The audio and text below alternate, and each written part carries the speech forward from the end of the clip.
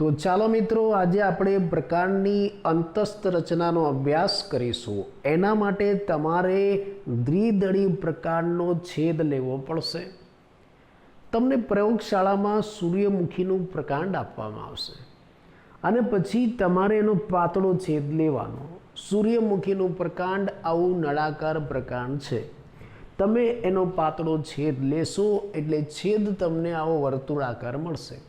આવા ઘણા બધા વર્તુળાકાર ગોળાકાર છેદ તમને મળશે, જેને તમારે વોચ ગ્લાસમાં મૂકી દેવાના અને પછી એમાંથી એકાદ સારો પાતળો છેદ પસંદ કરવાનો, અભિરંજિત કરવાનો અને સ્લાઇડ ઉપર ગોઠવવાનો અને પછી માઇક્રોસ્કોપમાં જોવાનું. જો તમે ડિસેક્ટિંગ માઇક્રોસ્કોપમાં જોશો તો એ છેદ તમને આવો આખો વર્તુળાકાર ગોળાકાર દેખાશે. પણ આ જ છેદને જો તમે કમ્પાઉન્ડ માઇક્રોસ્કોપમાં જોશો તો આ છેદ આખો વર્તુળાકાર નહીં દેખાય, તમને એનો કોઈ એક ભાગ આવો દેખાશે.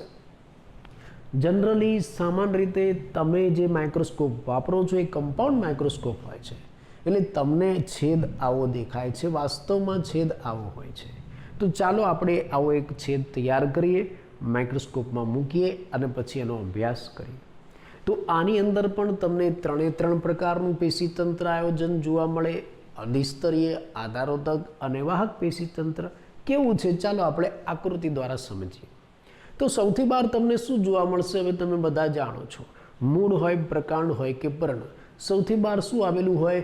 આવું અધિસ્તર આવેલું હોય. જો અહીંયા તમને સૌથી બહાર મેં બતાવ્યું છે આવું વર્તુળાકાર ફરતે, એ મૃદુતકીય પેશીનું બનેલું રક્ષણાત્મક અધિસ્તર છે. એટલે આમાં સૌથી બહાર આવું અધિસ્તર આવેલું છે. આ રહ્યું આ અધિસ્તર.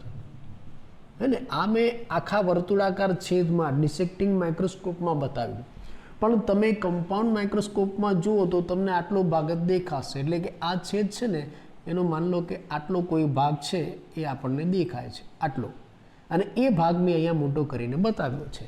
તો સૌથી બહાર તમને શું જોવા મળશે? સૌથી બહાર તમને આવું અધિસ્તર જોવા મળશે. આ મૃદુતકીય પેશીના કોષોનું બનેલું આવું સળંગ અધિસ્તર આવેલું છે. અને એ અધિસ્તરની ઉપર આ પ્રકાંડ છે, એટલે એ અધિસ્તરની ઉપર પાતળું ક્યુટિકલનું આવરણ આવેલું હોય. તો આ ક્યુટિકલનું આવરણ છે. આ મેં ગ્રીન કલરમાં બતાવ્યું ને, એ ક્યુટિકલ છે, ક્યુટિકલનું આવરણ. બીજી એક ખાસિયત, આ જે અધિસ્તર છે એમાંથી અમુક જગ્યાએ આવા પ્રકાંડ રોમ બહાર નીકળે છે. આ પ્રકાંડ રોમ, એમ તો મૂળમાં પણ મૂળ રોમ બહાર નીકળતા હતા, અહીંયા પ્રકાંડ રોમ બહાર નીકળે છે. પણ ફરક એટલો, મૂળ રોમ એક કોષી હતા, પ્રકાંડ રોમ કેવા છે? બહુકોષી છે.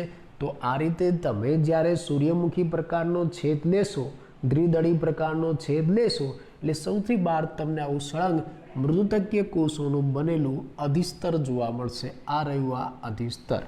અધિસ્તરની ઉપર આવું પાતળું ક્યુટિકલનું આવરણ છે અને અધિસ્તરમાંથી આવા પ્રકાંડ રોમ બહાર નીકળે છે. પછી અધિસ્તરની નીચે શું હોય?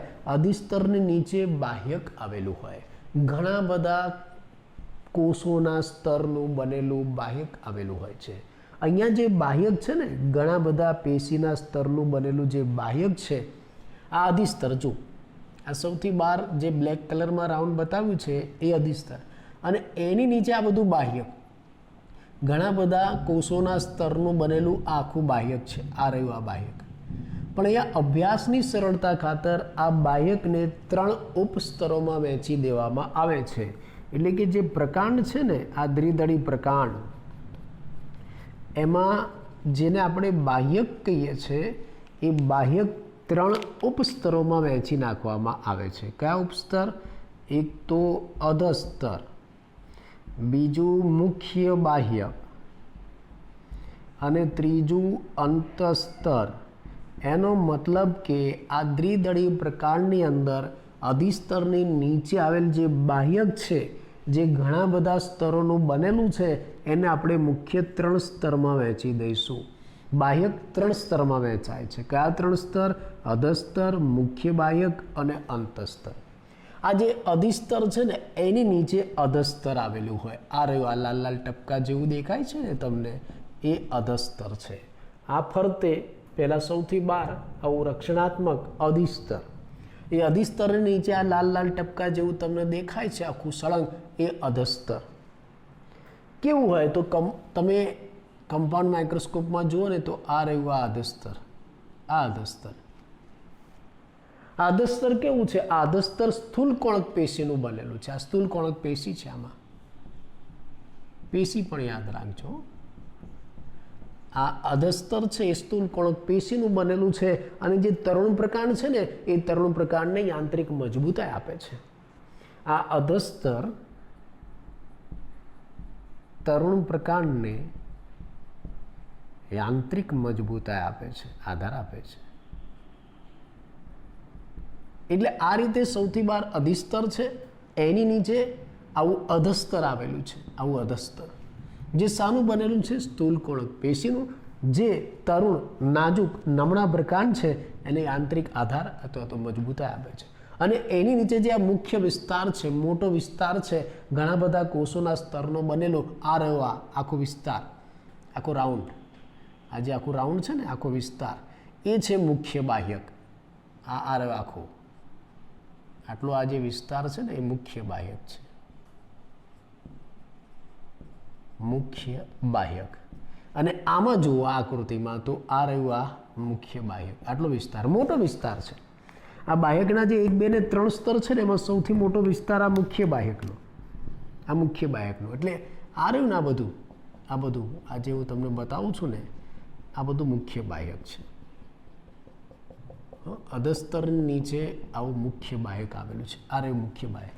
કેવું છે મુખ્ય બાહ્યક? તો તમે જુઓ, મુખ્ય બાહ્યકમાં આવા ગોળાકાર મૃદુતક પેશીના કોષો છે, પાતળી દિવાલવાળા, અને એમાં આવો આંતરકોષીય અવકાશ પણ છે.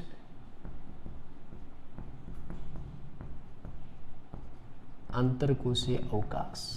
આવા ગોળાકાર પાતળી દિવાલવાળા મૃદુતકીય પેશીના કોષો છે, ઘણા બધા સ્તરમાં ગોઠવાયેલા છે, જેને આપણે મુખ્ય બાહ્યક કહીશું. આ રીતે. અને આ જે મુખ્ય બાહ્યક છે ને એની અંદર અમુક જગ્યાએ આવી રાળ વાહિનીઓ તમને જોવા મળશે. આ રાળ વાહિની છે. રાળ વાહિની એટલે રાળ પાડે છે, બૂમો પાડે છે એવું નહીં. આ રાળ વાહિની છે ને અંદર રાળનો સ્ત્રાવ કરે છે, એવા પ્રવાહીનો સ્ત્રાવ કરે. અને આ રાળ શું કરે? આ રાળ પ્રકાંડને રક્ષણ આપે અને એને મજબૂતાઈ આપે છે. એટલે આ જે મુખ્ય બાહ્યક છે ને એની અંદર આવી રાળ વાહિનીઓ પણ આવેલી હોય છે. અને આ જે આખું બાહ્યક છે ઘણા બધા સ્તરોનું બનેલું, એનું અંતિમ સ્તર જેને અંતસ્તર કહેવાય. આ બાહ્યકનું સૌથી અંદરનું સ્તર, ચલો આ આકૃતિમાં બતાવું. આ આખું બાહ્યક, અને બાહ્યકનું આ સૌથી અંદરનું સ્તર, આ જે મેં બ્લેક લાઇનમાં બતાવ્યું છે ને આ બોર્ડર, એ બાહ્યકનું સૌથી અંદરનું સ્તર છે. આ રહ્યું બાહ્યકનું સૌથી અંતિમ સ્તર, અંદરનું સ્તર જેને અંતસ્તર કહેવાય. આ રહ્યું. અને તમને આ આકૃતિમાં અહીંયા દેખાશે આ બધું અંતસ્તર છે. બાહ્યકનું સૌથી અંદરનું સ્તર અંતસ્તર છે, જે મૃદુતક કોષોનું જ બનેલું છે. પણ અહીંયા કોષો વચ્ચે આંતરકોષીય અવકાશ નથી. બાકી બધા બાહ્યકના કોષોમાં આંતરકોષીય અવકાશ છે, પણ બાહ્યકનું જે અંતિમ સ્તર જેને આપણે અંતસ્તર કહીએ છીએ એમાં આંતરકોષીય અવકાશ નથી. કોષો એકબીજા સાથે ગીચોગીચ સળંગ ગોઠવાયેલા છે. અને બીજી એક ખાસિયત દ્વિદળી પ્રકાંડમાં જે અંતસ્તર છે ને એની અંદર સ્ટાર્ચ કણ આવેલા છે. આમાં સ્ટાર્ચ કણ હોય, સ્ટાર્ચ કણ. સ્ટાર્ચને કાંજી પણ કહેવાય. કાંજી નામ નથી, કાંજી કણ એવું પણ કહેવાશે. એટલે આની અંદર આવા સ્ટાર્ચ કણ છે, સ્ટાર્ચ કણ અથવા તો કાંજી કણ. અને માટે આ જે અંતસ્તર છે ને એને કાંજી સ્તર પણ કહેવાય. કાંજીયુક્ત સ્તર, કાંજી સ્તર કહેવાશે. તો આ રીતે આ તમને આટલો બાહ્યકનો વિસ્તાર અધિસ્તરની નીચે જોવા મળશે. આ જે અધિસ્તર છે સળંગ, એની નીચે બાહ્યક આવેલું છે. બાહ્યક વિસ્તૃત મોટું છે, એને આપણે મુખ્ય 1, 2 ને 3 ઉપસ્તરોમાં વહેંચીશું. બાહ્યકમાં એક અધસ્તર, મુખ્ય બાહ્યક અને અંતસ્તર, આવા 3 ભાગ જોવા મળશે. આ જે અધિસ્તર છે એની નીચેનું બનેલું આ સ્થૂલ કોણક પેશીનો જે બાહ્યકનો વિસ્તાર છે એને અધસ્તર કહેવાય. એની નીચે આ ઘણા બધા કોષોના સ્તરનું બનેલું, મૃદુતકીય કોષોના સ્તરનું બનેલું મુખ્ય બાહ્યક છે, જેમાં આંતરકોષીય અવકાશ પણ છે આ પાતળી દિવાલવાળા મૃદુતકીય કોષો છે, વચ્ચે વચ્ચે આ વિરાળ વાહિની પણ આવેલી છે, અને બાયકનું અંતિમ સ્તર અને અંતસ્તર કહેવાય, જેમાં સ્ટાર્ચ કણ અથવા તો કાંજી કણ આવેલા છે, એટલે એને કાંજી સ્તર પણ કહેવાય. પછી અંદર શું આવે? ચલો, અંતસ્તરની અંદરના ભાગે શું હોય? તમે બધા જાણો છો, અંતસ્તરની અંદરના ભાગે પરિચક્ર હોય. એટલે આ જે બ્લેક લાઇન છે ને એ અંતસ્તર, અને એની અંદરના ભાગે આ પરિચક્ર, આખું પરિચક્ર છે. જો હું તમને બતાવું, આ રહ્યું ને આખું, આ મેં ડબલ કલરમાં તમને બતાવ્યું છે. આ નીચે અંડરલાઇન કરીને ઘેરું કરીને તમને બતાવું છું, ખ્યાલ આવે કે આ શું છે. તો આ પરિચક્ર છે. હા, આ અંતસ્તર હતું. બહારની જે બ્લેક લાઇન હતી એ અંતસ્તર, અને એની નીચે આ જાડું આવરણ બન્યું છે, આ પરિચક્ર. આ પરિચક્ર. હવે પરિચક્રમાં ખાસિયત કે ભાઈ દ્વિદળીય પ્રકાંડમાં પરિચક્ર કેવું હોય? તો જુદા જુદા વૈજ્ઞાનિકોના મંતવ્ય અનુસાર આની પરિચક્ર અલગ અલગ ટાઈપનું છે, અલગ અલગ માન્યતાઓ છે. જુદા જુદા વૈજ્ઞાનિકોની પરિચક્ર માટેની અલગ અલગ માન્યતાઓ છે. આમ જનરલી સામાન્ય રીતે આપણે પરિચક્ર કોને કહીએ? તો કે આ અંતસ્તરની નીચે આપણે મૂળમાં ભણ્યું કે ભાઈ અંતસ્તરની નીચે મૃદુતકીય પેશીના ઘણા બધા સ્તર આવેલા હોય, એને શું કહેવાશે? પરિચક્ર કહેવાય. આ અંતસ્તર ઉપર હતું એ પાતળી લાઈન અંતસ્તર, અને એની નીચે મૃદુતકીય પેશીના ઘણા સ્તર આવેલા હોય, જેને આપણે પરિચક્ર કહીશું. પણ અહીંયા શું છે? અહીંયા અંતસ્તરની નીચે ખાલી મૃદુતક પેશી નથી. અહીંયા અંતસ્તરની નીચે મૃદુતક અને દ્રઢોતક પેશી એકાંતરિત રીતે ગોઠવાયેલી છે. દાખલા તરીકે આ મૃદુતક પેશીનો ભાગ આ અંતસ્તર હતું. જુઓ, આ અંતસ્તરની નીચે આ મૃદુતક પેશી, આ દ્રઢોતક પેશી, આ મૃદુતક પેશી, ફરી પાછી દ્રઢોતક, મૃદુતક, દ્રઢોતક એવું આવેલું છે. આ આકૃતિમાં બતાવું તમને. જુઓ, આ જે બ્લુ કલરમાં છે ને, આ વચ્ચે વચ્ચે એ બધી મૃદુતક પેશી અંતસ્તરની નીચે આ રહી. આ જો આ રહી ને, આ બધી મૃદુતક પેશી.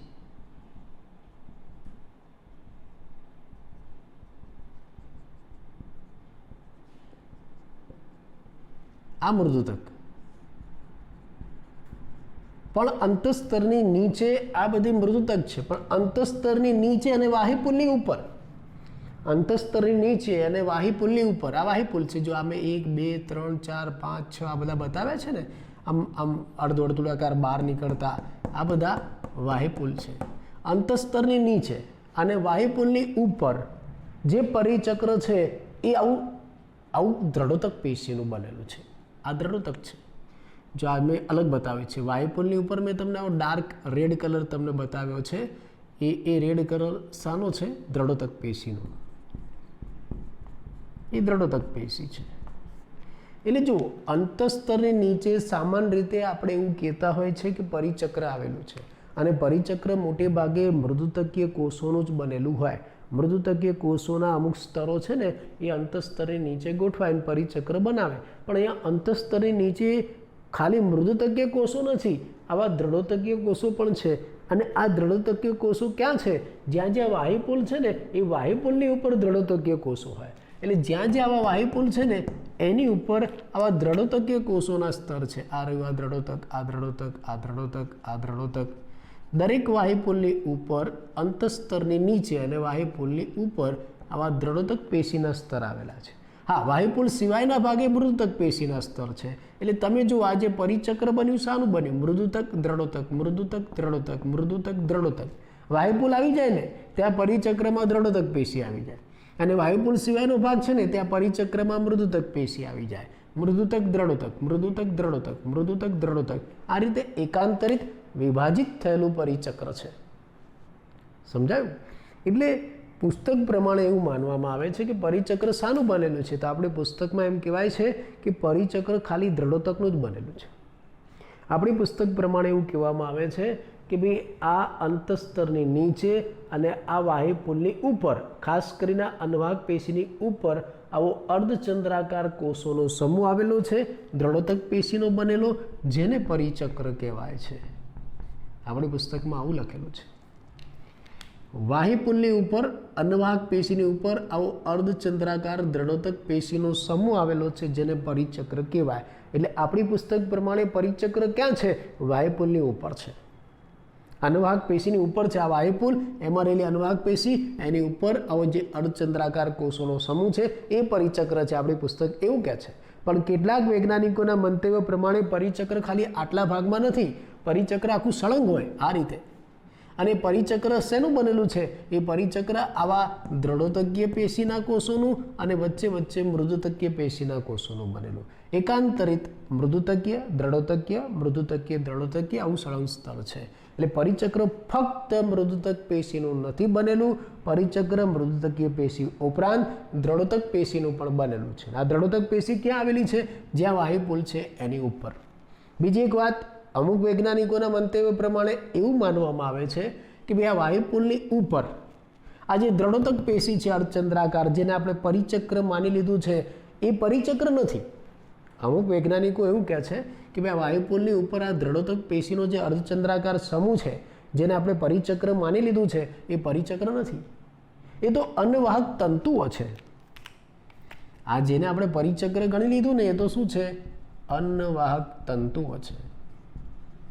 અને આ જે અન્નવાહક તંતુઓ છે ને, એને બંડલ ટોપી કહેવાય. આવું ક્યાંક તમે નામ સાંભળશો એટલે મેં કહી દીધું, આ બંડલ ટોપી. એટલે આ થોડું પરિચક્ર આનું કન્ફ્યુઝ કરી નાખે એવું છે, બીજા બધા કરતાં અલગ છે. સામાન્ય રીતે પરિચક્ર કેવું હોય? અંતસ્તર આખું આવું વર્તુળાકાર છે, તો એની નીચે આખું વર્તુળાકાર પરિચક્ર હોય. અને વર્તુળાકાર પરિચક્ર શાનું બનેલું હોય? મૃદુતકીય કોષોનું. પણ આમાં શું છે? એકદમ સહેલું છે. આમાં સળંગ મૃદુતકીય કોષો નથી, મૃદુતકીય, દ્રઢોતકીય, મૃદુતકીય, દ્રઢોતકીય આ રીતે કોષો ગોઠવાયેલા છે. ઘણા એવું માની લે છે કે આમાં પરિચક્ર બે પેશીનું જ બનેલું છે, પણ ઘણા એવું કહે છે કે આમાં દ્રઢોતકીય કોષોનો સમૂહ છે ને, એ પરિચક્ર નથી, પણ એ શું છે? બંડલ ટોપી. એટલે આમાં પરિચક્ર કયું થયું? મૃદુતકીય કોષોનું. તો આ મૃદુતકીય કોષો છે એ સળંગ નથી, ટુકડે ટુકડે છે, વિભાજિત થાય છે, માટે આને વિભાજિત પરિચક્ર પણ કહેવાય. આ બધા શબ્દો યાદ રાખજો, આવું ક્યાંક MCQ વગેરેમાં સ્પર્ધાત્મક પરીક્ષામાં પૂછાય. અને વિભાજિત પરિચક્ર પણ કહેવાય. એટલે જો આ રીતે અંતસ્તર, અંતસ્તરની નીચે પરિચક્ર, પણ પરિચક્ર કેવું છે? જો આ પરિચક્ર, આટલો ભાગ છે ને, આ પરિચક્ર. પરિચક્ર સામાન્ય રીતે આખું મૃદુતકીય હોવું જોઈએ, પણ અહીંયા મૃદુતક, દ્રઢોતક, મૃદુતક, દ્રઢોતક એવું છે.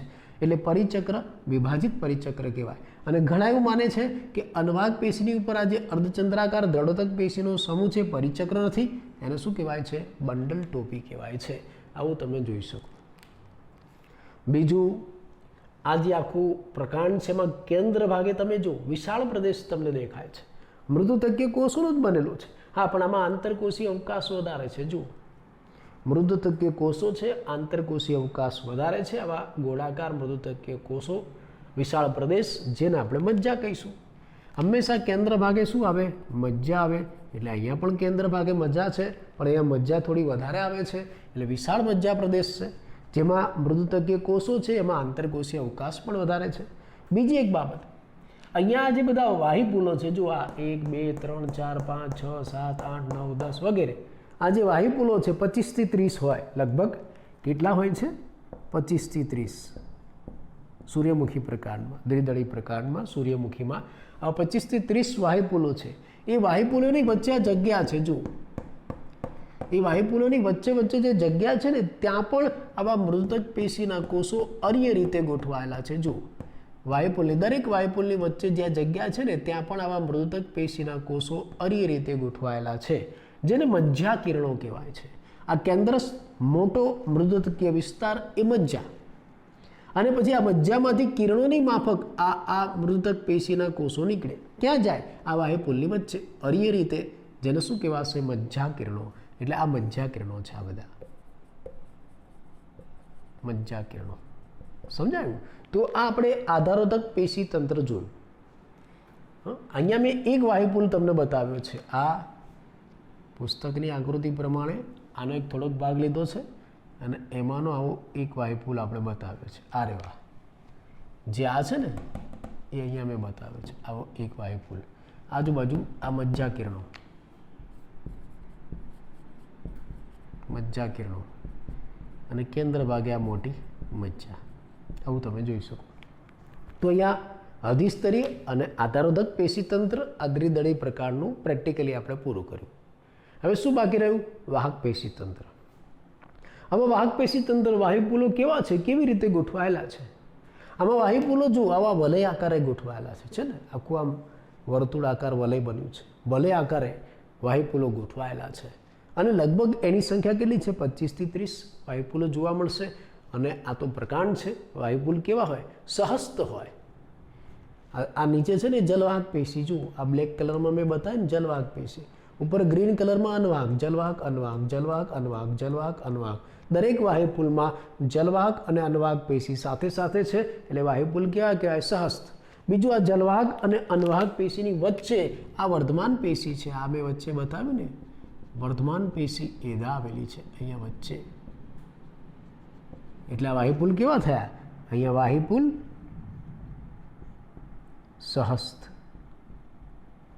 અને વર્ધમાન વાહિપુલ છે, વચ્ચે વર્ધમાન પેશી આવેલી છે. આ જલવાહક અને અનવાહકની વચ્ચે આવી વર્ધમાન પેશી આવેલી છે. અને એક લાક્ષણિકતા, ખાસિયત દ્વિદળી પ્રકારની કે અહીંયા વાહિપુલ વલય આકારે ગોઠવાયેલા હોય, વલય આકારે ગોઠવાયેલા છે. આ દ્વિદળી પ્રકારની ખાસિયત અથવા તો લાક્ષણિકતા છે. બરાબર. આ એકાદ વાહિપુલ આપણે અહીંયા મોટો કરીને જોઈએ. આ વાહિપુલ છે, બરાબર. આ વાહિપુલમાં નીચે આ જલવાહક પેશી, ઉપર આ જે રાઉન્ડ રાઉન્ડ બતાવ્યા છે અનવાહક, આ અનવાહક છે. જો આ ઉપર આ અનવાહક અને નીચે આ જે વિસ્તાર છે આખો એ જલવાહકનો છે. અહીંથી લઈને આ બધું જલવાહક છે, બરાબર. અને વચ્ચે જો વર્ધમાન પેશી એદા છે. આ એક નાનો વાહિપુલ એને મેં મોટો કરીને બતાવ્યો. નીચે જલવાહક, ઉપર અનવાહક, વચ્ચે વર્ધમાન પેશી એદા. જલવાહક અનવાહક એક ત્રિજ્યા ઉપર સહસ્ત, વચ્ચે વર્ધમાન પેશી એદા છે, એટલે વાહિપુલ કેવા થયા? વાહિપુલ સહસ્ત અને વર્ધમાન થયા, બરાબર. આવું તમે જોઈ શકો. જો જલવાહક પેશીમાં જુઓ, નીચે આદિદારુ છે નાના અને ઉપર અનુદારુ છે મોટા. તો આ જલવાહક પેશી પાછી કેવી થઈ? અંતરારંભી. એ પણ તમે જાણો છો, પ્રકાંડમાં અંતરારંભી હોય, મૂળમાં બહિરારંભી હોય. તો અહીંયા આપણે આ દ્વિદળી પ્રકાંડ, સૂર્યમુખી પ્રકાંડનો પ્રેક્ટિકલી રીતે અભ્યાસ પૂરો કર્યો. તમે પ્રેક્ટિકલી પ્રયોગશાળામાં સૂર્યમુખી પ્રકાંડનો છેદ લઈ માઇક્રોસ્કોપમાં મૂકીને આવો પ્રેક્ટિકલી અભ્યાસ કરી શકો છો. અને પછી માઇક્રોસ્કોપમાં તમને જે દેખાય એની આવી આકૃતિ તમે દોરી શકો છો, બરાબર. ફરી એકવાર આ કહી દઉં, પછી બંને વચ્ચેનો તફાવત લઈએ.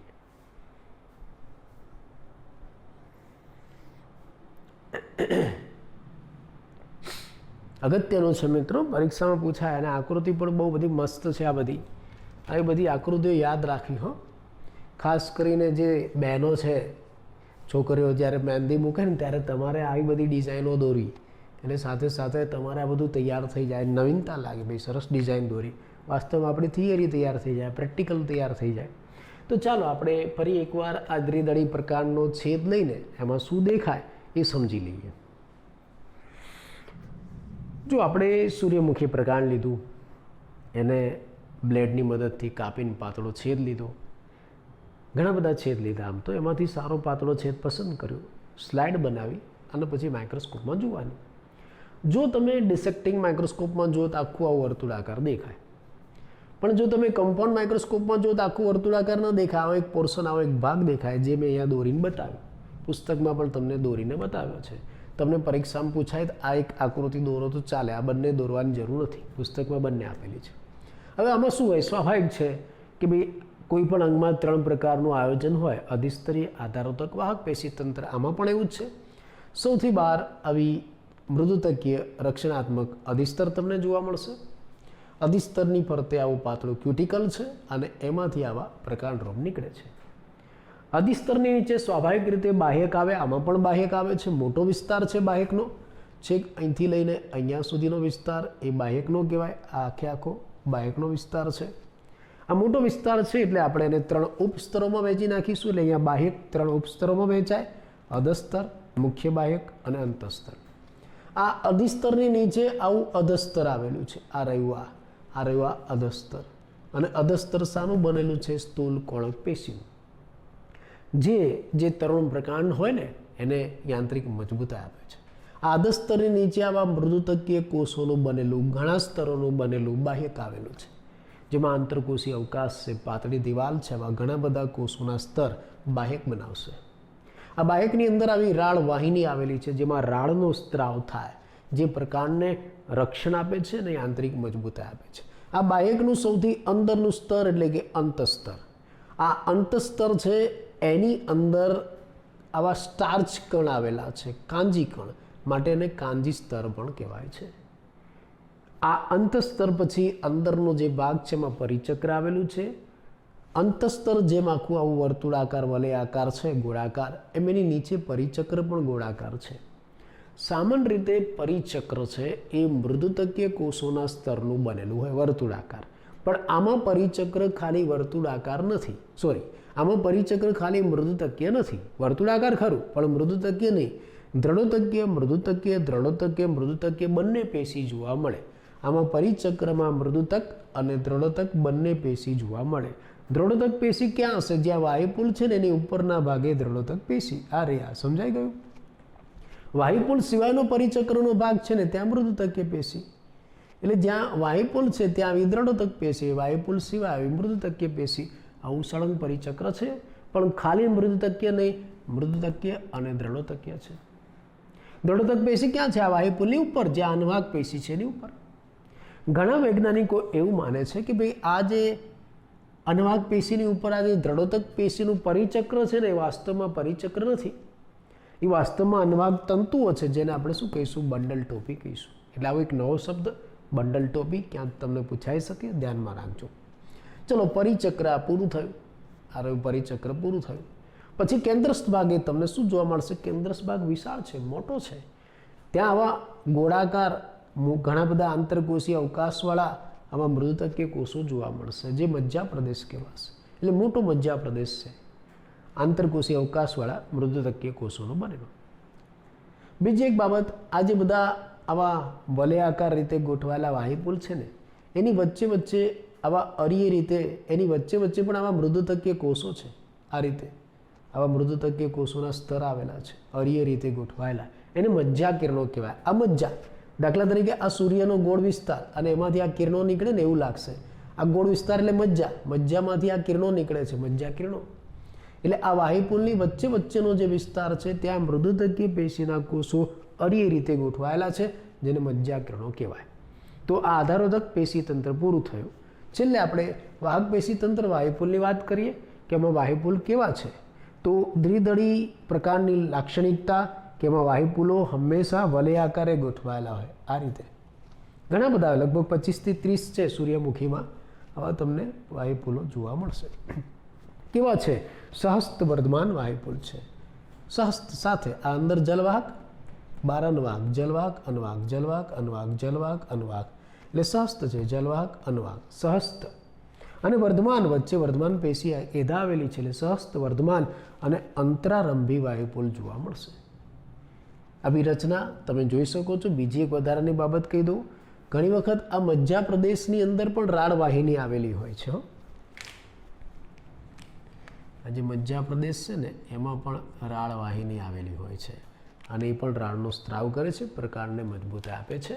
તો આપણે આ દ્વિદળી પ્રકાંડ ખૂબ જ અગત્યનું, આની નામ નિર્દેશનવાળી આકૃતિ પણ તમને પરીક્ષામાં પૂછાય કે ભાઈ સૂર્યમુખી પ્રકાંડની નામ નિર્દેશનવાળી આકૃતિ, ફક્ત આકૃતિ દોરો, એવો પ્રશ્ન પણ પૂછાય. એના પરથી MCQ પણ પૂછાય, ટૂંક નોંધ સ્વરૂપે પણ પૂછાય. દ્વિદળી પ્રકાંડ. ચલો, આપણે એક દળી પ્રકાંડનો છેદ લઈએ અને પછી બંનેનું કમ્પેરિઝન કરીએ. એક દળી પ્રકાંડમાં તમારે મકાઈનું પ્રકાંડ લેવાનું અને પછી એનો પાતળો છેદ લેવાનો, માઇક્રોસ્કોપમાં મૂકીને જોવાનું કેવું દેખાશે. આવું દેખાશે. તમે ડિસેક્ટિંગ માઇક્રોસ્કોપમાં જોશો તો આવું આખું દેખાશે. કમ્પાઉન્ડ માઇક્રોસ્કોપમાં જુઓ થોડો ભાગ દેખાય. પણ આને સમજવા માટે આખી આકૃતિ આપણે જોઈશે, એટલે મેં આખી આકૃતિ દોરીને બતાવી છે કે ભાઈ અહીંયા પણ સૌથી બહાર શું હોય? અધિસ્તર.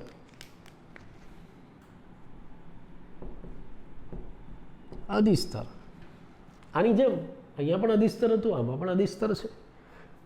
પછી અહીંયા અધિસ્તરની નીચે શું હતું? અધસ્તર. તો અહીંયા પણ અધસ્તર છે. જો આ જે રેડ કલરમાં મેં બતાવ્યું ને એ અધસ્તર છે, પણ ફરક કેટલો છે હું તમને કહું. અહીંયા અધસ્તર શાનું બનેલું છે? સ્થૂલકોણક પેશીનું. અહીંયા અધસ્તર છે ને દ્રઢોતક પેશીનું બનેલું છે. આ બંનેનો ફરક, આ બધું તફાવત તમને આવે હો. દ્વિદળી પ્રકાંડ અને એકદળી પ્રકાંડની અંતસ્થ રચનાનો તફાવત આપો એવો પ્રશ્ન તમને પૂછાય. આમાં અધસ્તર છે એ સ્થૂલકોણક પેશીનું હતું, આમાં અધસ્તર છે એ દ્રઢોતક પેશીનું બને. પછી શું? પછી આની અંદર શું હતું અધસ્તરની નીચે? તો કે આની અંદર અધસ્તરની નીચે બાહ્યક હતું, અંતસ્તર હતું, પરિચક્ર હતું, મજ્જા હતું, મજ્જા કિરણો હતા કે નહીં? આમાં એવું કંઈ નથી. આમાં એવું કંઈ નથી. યાદ રાખજો, આ બધા તફાવતના મુદ્દા થઈ ગયા. આની અંદર અધસ્તરની નીચે બાહ્યક હતું, અંતસ્તર હતું, પરિચક્ર હતું, કેન્દ્ર ભાગે મજ્જા હતી, આવા મજ્જા કિરણો હતા. આમાં એવું કંઈ જ નથી, યાદ રાખજો. એટલે આની અંદર અધસ્તરની નીચે અંદરના ભાગે શું નથી? બાહ્યક નથી, અંતસ્તર નથી, પરિચક્ર નથી, આવો મજ્જાનો પ્રદેશ નથી અને આવા મજ્જા કિરણો પણ નથી.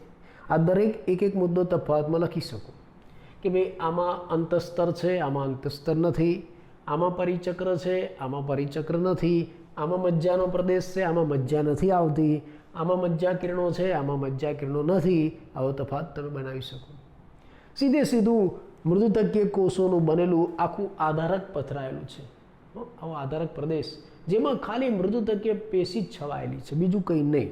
એટલે આવું સૌથી બહાર આવું વર્તુળાકારે અધિસ્તર, એની નીચે આવું દ્રઢોતકીય અધસ્તર અને એની નીચે આખું મૃદુતકીય પેશીનું બનેલું આધારક, આવું આધારક છે. અને એમાં આવા છૂટા છવાયેલા વેર વિખેર વાહિપુલો ગોઠવાયેલા છે. આ જે ગોળ ગોળ મેં ડાચાઓ બતાવ્યા છે ને, આવા જાડા જાડા સ્પાઈડરમેનનું ડાચું ગણાયું કે જો ડાચા જેવું જ લાગે. આ બે આંખ છે, આ એક નાક છે, આ મોઢું છે, ઉપર કપાળમાં ચાંદલો કર્યો છે, એવું તમને લાગે. એટલે આ જે મેં બતાવ્યું છે ને એ બધા વાહિપુલો છે.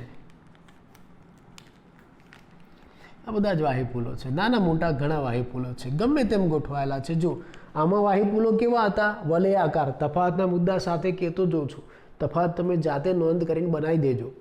આમાં વાહિપુલો કેવા હતા? વલયાકાર. આમાં વાહિપુલો કેવા છે? વેર વિખેર, છૂટા છવાયા, વિકિરણ, આવા અલગ અલગ શબ્દ એના માટે વપરાય. વિકિરણ એટલે વેર વિખેર, છૂટા છવાયા. એટલે એ છૂટા છવાયા વાહિપુલો પથરાયેલા છે બધી જગ્યાએ જોવા મળે. એમાં એક ખાસિયત, જો આ પરિઘ તરફના જે વાહિપુલ છે ને નાના છે, આ યાદ રાખજો. પરિઘ તરફ નાના,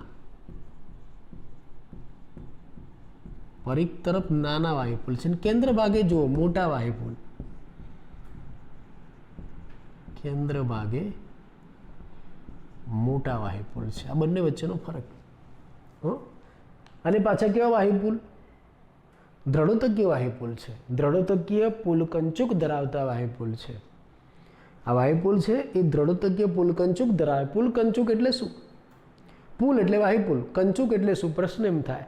કંચુક, આ જે વાહિપુલ છે ને એની ફરતે દ્રઢોતક પેશીનું કવચ અથવા તો આવરણ આવેલું છે, જેને દ્રઢોતકીય પુલકંચુક કહેવાય. એટલે આવા વેર વિખેર વિકિરણ ઘણા બધા વાહિપુલ છે ને એ બધાની ફરતે આવું દ્રઢોતક પેશીનું આવરણ છે, જેને દ્રઢોતકીય પુલકંચુક કહેવાય. અહીંયા મેં એકાદ વાહિપુલ બહાર કાઢીને તમને બતાવે છે. જો આ રહેવા આવું દ્રઢોતકીય પુલકંચુક બહાર તમને જોવા મળશે. બીજો વાહિપુલ છે એટલે એમાં જલવાહક અનવાહક પેશી આવેલી હોય. આ ઉપર અનવાહક પેશી અને નીચે વી આકારે જલવાહક પેશી છે. આ વી આકારે, જો આને જોડો તો વી આકાર થશે. આ વી આકારની જલવાહક પેશી છે. આ વી આકારના આ જે બે છેડા છે ને એ અનુદારું છે જલવાહક પેશીના, અને નીચે આદિદારું છે. વાસ્તવમાં આદિદારું નીચે 2 થી 3 હોય, શરૂઆતમાં આવા 2 થી 3 હોય છે. પણ પછી શું થાય? આ એકાદ બે નીચેના જે આદિદારું છે ને એનું વિઘટન થઈ જાય, એ નાશ પામે. એની સાથે સંકળાયેલા મૃદુતકીય કોષોનું પણ વિઘટન થાય અને ત્યાં એક આવું પોલાણ બની જાય. અને પોલાણની અંદર પ્રવાહી ભરેલું હોય છે. આ જે પોલાણ તૈયાર થયું ને એને ભંગજાત વિવર કહેવાય. આ જલવાહક પેશીની ખાસિયત. આ એકદળી પ્રકારની અંદર આ જે વાયુપુલ છે એ વાયુપુલની ફરતે પહેલાં આવું દ્રઢોતકીય પુલકંચુક આવેલું છે. વાયુપુલમાં જલવાહક અને અનવાહક પેશી બંનેની ગોઠવણી છે. ઉપર અનવાહક છે, નીચે આ જલવાહક છે. તમને આ બે આંખ ને એક મોઢું નાક દેખાય છે ને એ વાસ્તવમાં જલવાહક પેશીના ઘટકો છે. ઉપર આ બે મોટા અનુદારું છે, નીચે આ આદિદારું છે. આદિદારું અહીંયા તમને એક જ દેખાય છે, પણ વાસ્તવમાં શરૂઆતમાં 2 થી 3 હતા. એમાંથી બાકીના નાશ પામ્યા, વિઘટન પામ્યા અને ત્યાં પોલાણ સર્જાયું, પ્રવાહી ભરેલું. એને ભંગજાત વિવર કહેવાય. કઈ જાત? ભંગજાત વિવર કહેવાશે. બીજું આ જે અનવાહક પેશી છે ને એ અનવાહક પેશીમાં ચાલની નલિકા અને સાથી કોષો આવેલા છે. આ ચાલની નલિકા, આ સાથી કોષો, પણ આ અનવાહક પેશીમાં અનવાહક મૃદુતકનો અભાવ હોય છે. પરીક્ષામાં પણ પૂછાય અનવાહક મૃદુતકનો અભાવ. આ જે અનવાહક અને આ જે જલવાહક છે એની વચ્ચે વર્ધમાન પેશી એધા નથી. આમાં એધા નથી કેમ કે આ એકદળી પ્રકાંડ છે, આમાં દ્વિતીય વૃદ્ધિ ન થાય. તો અહીંયા આપણે દ્વિદળી અને એકદળી પ્રકાંડ વચ્ચેનો તફાવત પણ જુઓ. બંને રચનાનો અભ્યાસ કર્યો, તફાવત તમને કોઈ પૂછે તો હવે તમને આવડે. શું તફાવત છે ફરી એકવાર કહી શકો મને? શું તફાવત છે? બંનેમાં અધિસ્તર તો છે, આમાં અધસ્તર છે, આમાંય છે, પણ આમાં અધસ્તર સ્થૂલકોણકનું, આમાં દ્રઢોતકનું બનેલું છે. બીજું આમાં ઘણા બધા સ્તરો છે, એવા આમાં નથી. આમાં બાહ્યક, અંતસ્તર, પરિચક્ર, મજ્જા કિરણો બધું જ છે. આમાં એવું કંઈ નથી. આધારોદક જ છે આખું પથરાયેલું. અને એની અંદર આવા વાયુપોલ છે, એ પણ કેવા દ્રઢોતકીય પોલ કંચુક ધરાવતા વાયુપોલ છે. વાયુપોલમાં પાછું કેવું, આમાં વાયુપોલ કેવા વલય આકારે ગોઠવાયેલા, આમાં કેવા વિકર્ણ વાયુપોલ છે. આવું તમે જોઈ શકો. બીજું આમાં વર્ધમાન પેશી એધા છે વાયુપોલમાં, આમાં વર્ધમાન પેશી એધા નથી, એ પણ તમે જોઈ શકો છો. આની અંદર ખાસિયત જોવા મળશે. આમાં વાયુપોલમાં આવું ભંગજાત વિવર કે એવું કંઈ નથી, આમાં ભંગજાત વિવર પણ આવેલું છે. એના વાયુપોલની રચના ઉપરથી તમે કહી શકો. તો આ રીતે આપણે પ્રેક્ટિકલી આ દ્વિદળી અને એકદળી પ્રકારનો અભ્યાસ કરી શકીએ છીએ અને એના ઉપરથી તફાવત બનાવી શકીએ છીએ.